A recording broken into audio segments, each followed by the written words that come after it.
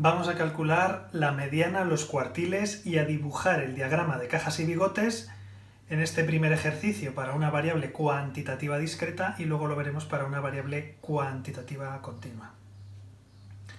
En este caso nos dan número de días que han ido a la biblioteca los alumnos de un curso y nos dan su frecuencia absoluta. Bueno, lo primero que vamos a hacer es sumar las frecuencias absolutas para saber de cuántos alumnos se trata. Sumamos y son 30 alumnos.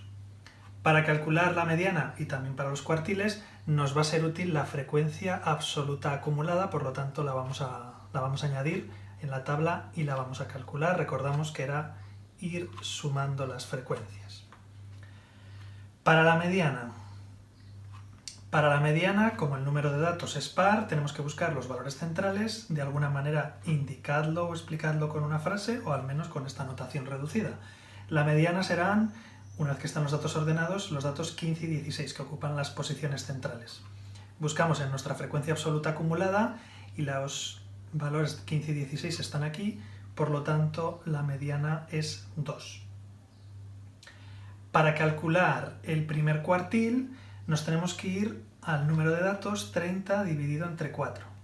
Eso lo hacemos y nos resulta que es el dato 7,5, que como no lo podemos hacer, vamos a redondear siempre para arriba, en este caso el 8. Luego el cuartil 1 será el dato que ocupa la posición 8. Buscamos en nuestra frecuencia absoluta donde está el dato 8, que está aquí, por lo tanto el primer cuartil es 1. Todos son días, la mediana son 2 días, el primer cuartil es un día. Para el tercer cuartil volvemos a dividir entre 4 y ahora como es el tercer cuartil, a ese 7,5 le multiplicamos por 3. Los datos siempre dividimos entre 4, para el primer cuartil sería multiplicar por 1, que no lo hemos hecho, para el tercer cuartil multiplicamos por 3.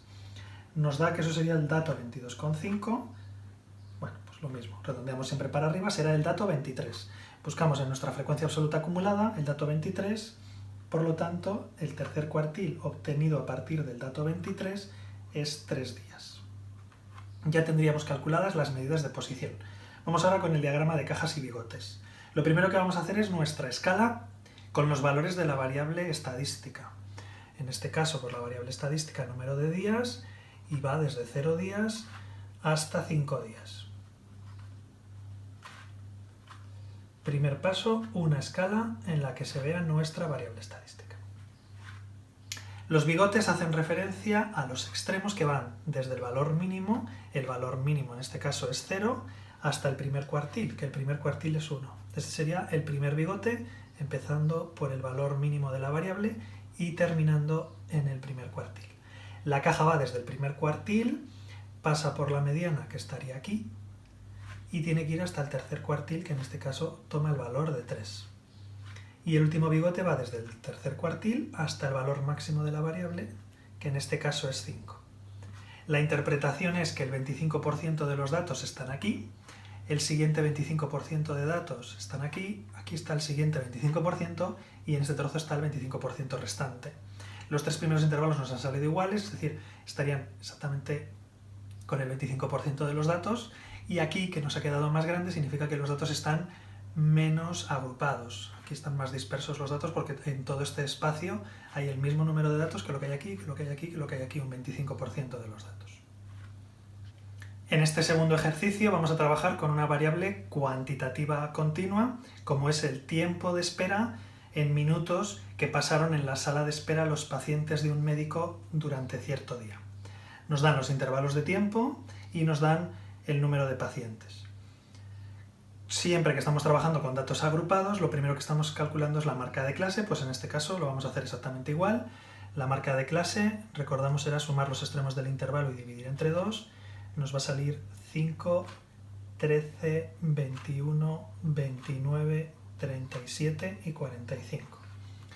Otra cosa que necesitamos saber es cuántos pacientes tenemos, pero como también vamos a utilizar la frecuencia absoluta acumulada para ir buscando luego a la hora de calcular los parámetros de posición, pues casi que lo hacemos lo siguiente. Primero vamos a calcular frecuencia absoluta acumulada, que era ir sumando 4, 4 y 5, 9, 9 y 8, 17, 17 y 7, 24, y 4, 28 y 2, 30, y así ya sabemos que el total de datos, en este caso el total de pacientes, es 30. Como coincide con el número de datos que teníamos antes, pues ya sabemos que la mediana la vamos a obtener con los datos centrales, que son el 15 y 16, el primer cuartil, lo tenemos en el ejemplo anterior, en el ejercicio anterior, era el dato 8 y el tercer cuartil era el dato 23. Ahora recordaremos un poco cómo se hace en cada caso. Por ser el número de datos par, recordamos, hay dos datos centrales que serán la mitad de 30 es 15 y el siguiente 16. En la frecuencia absoluta acumulada es la manera más sencilla de buscar dónde están los datos 15 y 16. Los datos 15 y 16 están aquí.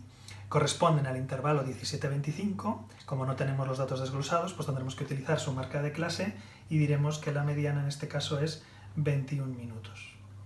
21 minutos de esperas. El primer cuartil, una vez que tengo ordenados los datos, sería divido 30 entre 4, que eso da 7,5, y siempre redondeamos para arriba. Tenemos que preguntar o tenemos que buscar el tiempo que esperó el paciente 8, una vez que está ordenado. El paciente 8 está aquí, habrá esperado entre 9 y 17 minutos, lo representaremos con su marca de clase como si hubiera esperado 13 minutos. Y para el tercer cuartil cogemos el número de datos, 30, lo volvemos a dividir entre 4, 7,5, y lo multiplicamos por 3. Eso nos da 22,5, redondeado para arriba, 23. Buscamos el paciente 23 ordenado de menor a mayor. ¿Cuánto tiempo esperó? El paciente 23 está aquí. Esperó entre 25 y 33 minutos. Lo representaremos por su marca de clase como si hubiera esperado 29 minutos. Eso ya sería el cálculo de los parámetros de posición. Recordad que de alguna manera hay que explicar cómo hemos hecho el cálculo, al menos indicar qué datos hemos buscado, que es lo que tenemos aquí. Para la realización del diagrama de cajas y bigotes, como no sabemos los datos desglosados, pues lo vamos a hacer casi como si fuera una variable estadística discreta, de manera que vamos a utilizar las marcas de clase. Lo primero que vamos a hacer es nuestra escala. Como vamos a utilizar las marcas de clase, pues vamos a empezar por el valor más pequeño, que son los 5 minutos, y aprovechamos las propias marcas de clase. ¿Vale? Vamos de 8 en 8, 5, 13, 21, 29, 37 y 45, que son los minutos de espera de los pacientes. El diagrama de cajas y bigotes, por ejemplo, si empezamos por la caja tiene que empezar en el primer cuartil, que son los 13 minutos, la mediana estará ahí, que son 21 minutos, y termina la caja en el tercer cuartil, que en este caso son 29 minutos.